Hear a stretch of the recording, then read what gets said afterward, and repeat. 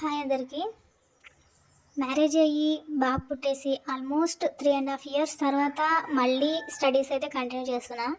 ఇంట్లో నేను హస్బెండ్ బాబే ఉంటాము, ఇంకెవరు ఉండరు కాబట్టి ఇంటి పని చేసుకొని వాడిని స్కూల్కి పంపి నేను కాలేజ్కి వెళ్ళి అప్ అండ్ డౌన్ చేసి చాలా కష్టంగా ఉండేది. ప్రజెంట్ అయితే అలవాటు అయిపోయింది, కొత్తలో కదా కొంచెం కష్టంగా ఉండింది. ఇప్పుడు ఓకే. దీంతో పాటు మనకి కాస్త ఎక్స్ట్రా టాలెంట్లు ఏమైనా ఉంటే బెటర్ కదా అని కంప్యూటర్ క్లాస్లో కూడా జాయిన్ అయ్యాను.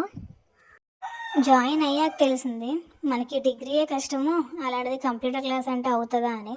ఎలాగోలాగా కూడా నా సైకో ఫ్రెండ్స్ కూడా ఉన్నారు కదా, అందుకనే వాళ్ళతో పాటు కంప్యూటర్ క్లాస్ జాయిన్ అయ్యాను. అది కూడా ఆల్మోస్ట్ కంప్లీట్ అవ్వడానికి వచ్చేసింది.